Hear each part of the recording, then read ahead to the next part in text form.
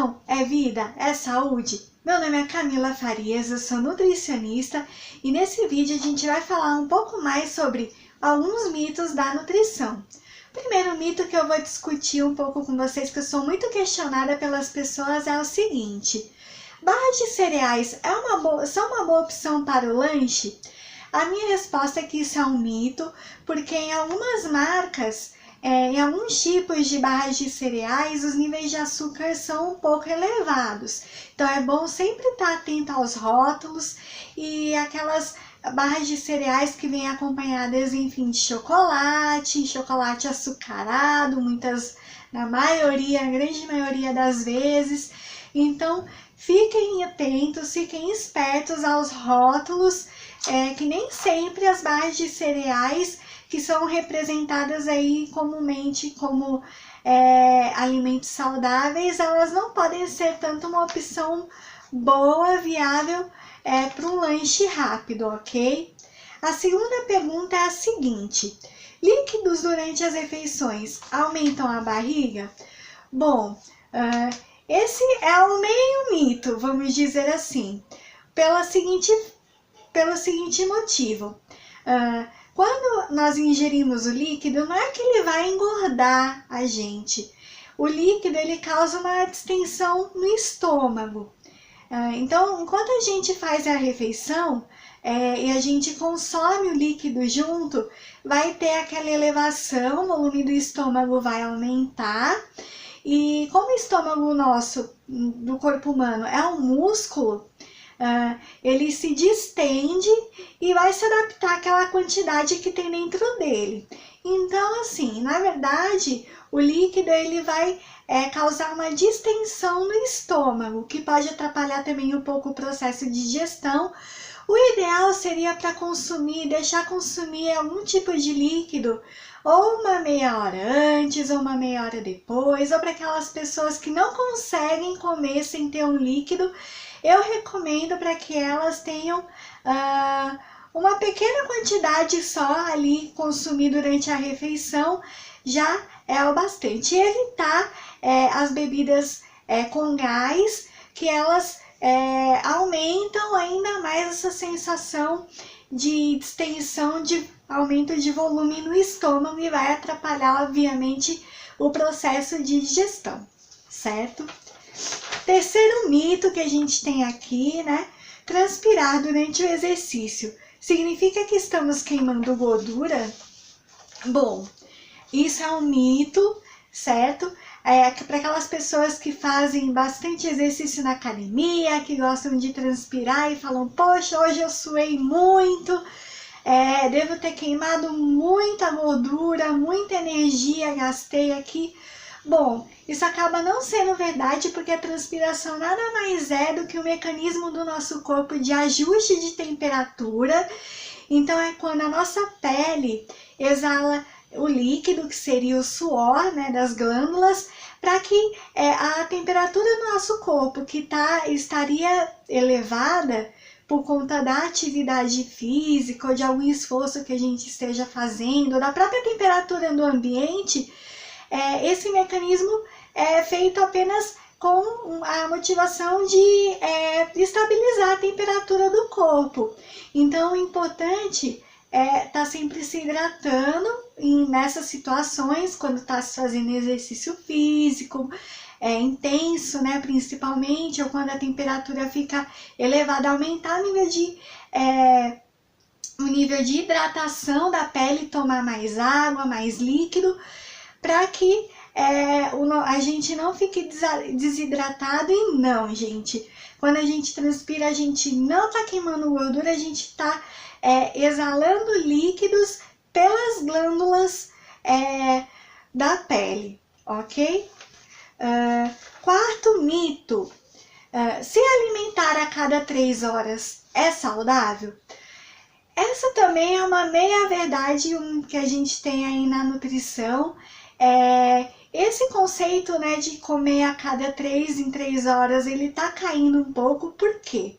As pessoas estão perdendo um pouco da noção de quando estão com fome, quando é aquela fome fisiológica que a gente sente, que a gente fala, né? quando é aquela fome fisiológica e quando é uma fome psicológica, quando é apenas uma necessidade de comer, assim, só para aplacar alguma emoção, ou quando o estômago realmente, o corpo tá precisando, tá na hora de ingerir algum alimento, tá pedindo a ingestão de algum alimento. Aí a gente recomendava, assim, antigamente fazia-se mais essa recomendação por conta de que as pessoas estavam desenfreadas, elas não tinham muita noção estavam perdendo o horário, a noção de horário de comer, de se alimentar. Aí a gente ia colocar naquele reloginho, né? Cada 3 horas tem que consumir alguma coisa, fazer alguma refeição. Mas o que a gente tem que ter na nossa mente é que uma hora o corpo vai pedir, o corpo é sábio, ele vai pedir o alimento. Então não é necessariamente a cada 3 horas que isso vai acontecer. Por exemplo, se você for num rodízio e come bastante, fica com aquela sensação por horas de estar bem saciado, você não vai comer 3 horas depois, não vai sentir fome 3 horas depois de ir lá no rodízio, né? O corpo dá aquela pausa para fazer seu processo de digestão, que eu já comentei aqui no vídeo, né? O corpo, ele vai precisar dessa pausa até ele pedir o alimento de novo, fisiologicamente falando, né?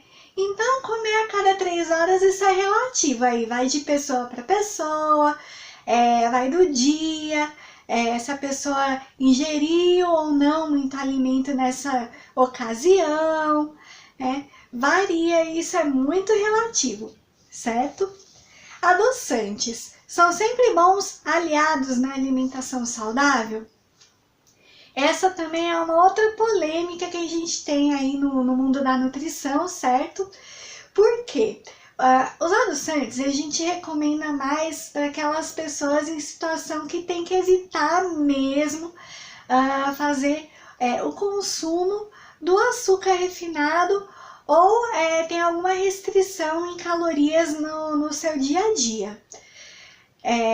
No caso, assim, a pessoa está consumindo em grande quantidade, assim, sempre tornar um hábito o consumo de adoçante do tipo sacarina sódica, enfim, tem vários adoçantes à base de sódio aí que a gente não recomenda o uso, e ainda mais se for em excesso.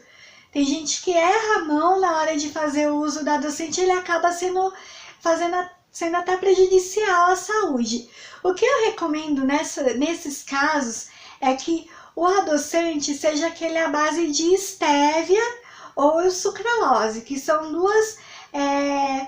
dois tipos de adoçante mais naturais que a gente tem aí no mercado e que está diminuindo o preço. Eu tô vendo aumentar nas prateleiras, cada vez mais aí surgindo como uma opção. E você pode escolher entre essas duas, que são uma opção seguramente um pouco mais saudáveis do que essas que a gente encontra com mais frequência, né? Mas nem sempre, então, o adoçante vai ser uma opção saudável para você, ok? Banana reduz a cãibra muscular? Gente, isso é verdade, é incrível, porque a cãibra, ela surge quando há deficiência de cálcio pela produção de ácido lático, quando se faz alguma força nos músculos, ou pela falta de potássio durante o exercício, durante a atividade física ali no músculo. A banana, sendo rica em potássio, porque ela é uma fonte importante desse mineral, ela realmente pode contribuir para a diminuição das câimbras. Então, o nosso campeão lá, o Gustavo Kirten, do tênis, ele estava certo em consumir sempre banana para evitar câimbras musculares. Isso é muito legal.